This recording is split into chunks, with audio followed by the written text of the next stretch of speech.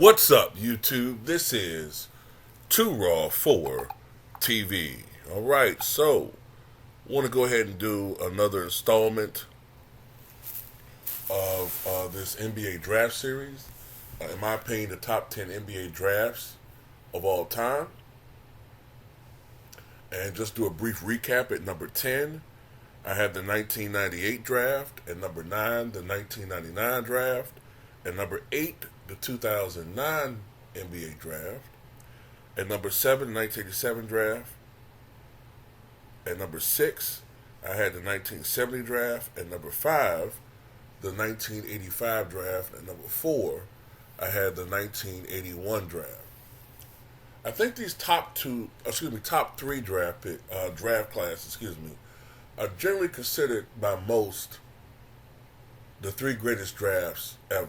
Now, some people may disagree on the order, but these are the top three that pop up in most people's minds. At number 3, I have the 2003 NBA draft. Now, I think younger fans may even have this number 1. All right? Which kind of makes sense because these are the players they grew up watching, and many of them came from this draft, so I could understand why they feel that way. But I have it at number 3. All right, so of course this is a draft that, of course, featured the proclaimed GOAT, LeBron Ramon James, number 1 overall. There was also various other players of significance that were in this particular draft. This draft was held on June 26, 2003, at the theater at Madison Square Garden in New York City, New York. And this draft had one of the deepest talent pools in NBA history. This draft contained 15 players who combined for 26 championships. And just going to cut to the chase in this one. In this particular draft, of course, at number 1 was LeBron Ramon James. He, of course, did not attend college. He was drafted straight from high school before that rule was changed. He attended St. Vincent St. Mary's High School in Akron, Ohio, and was drafted by the Cleveland Cavaliers. And, of course, LeBron Ramon James has gone on to become one of the great players in NBA history, the all-time leading scorer. I believe he's the only player with 30,000 points, 10,000 rebounds, and 10,000 career assists.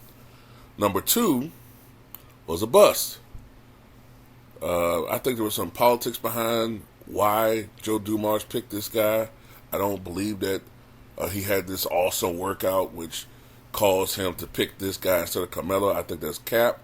I think the NBA wanted Carmelo to be in the Western Conference so they could have some sort of Magic versus Bird potential blockbuster matchup in the finals, which never came to fruition. That's my theory, at least.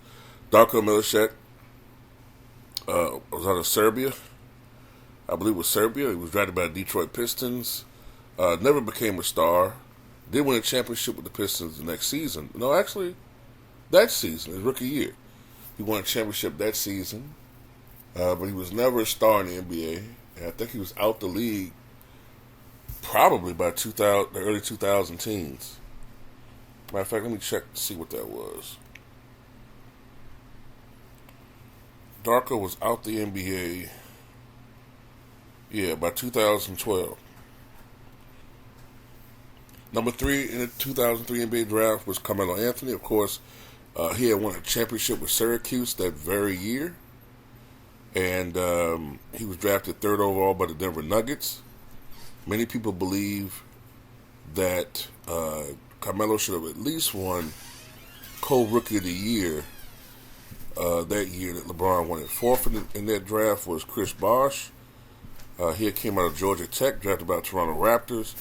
Chris Bosh was a perennial all-star with the Toronto Raptors, but of course he signed with the Miami Heat, had to augment his game. In that 2010 move where he and LeBron went to Miami, South Beach, and Chris Bosh won 2 NBA championships.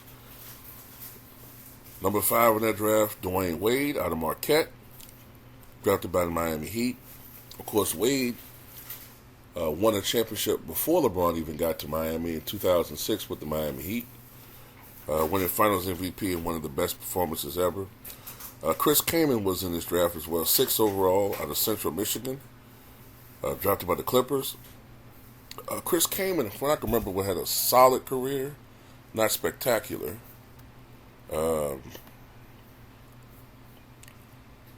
Chris Kaman, I think Chris Kaman at his best was like close to a double-double guy. Yeah, between 2007 and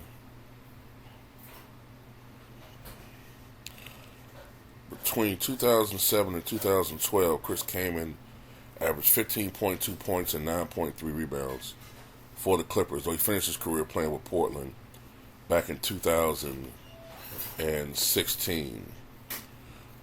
Kurt Heinrich was next in that draft. Kurt Heinrich was drafted in 2003 out of Kansas, selected by the Chicago Bulls. Kurt Heinrich, basically, for all intents and purposes, Kurt Heinrich took over from Jay Williams. Jay Williams was the promising guard out of Duke in 2002, I believe. But during that offseason, Jay Williams got into a terrible motorcycle accident where he suffered career-ending injuries. And essentially, Kurt Heinrich ended up being Jay Williams' replacement for the Chicago Bulls. I believe Kurt Heinrich still holds the franchise record for most threes made in Chicago Bulls history. T.J. Ford was 8th in this draft out of Texas.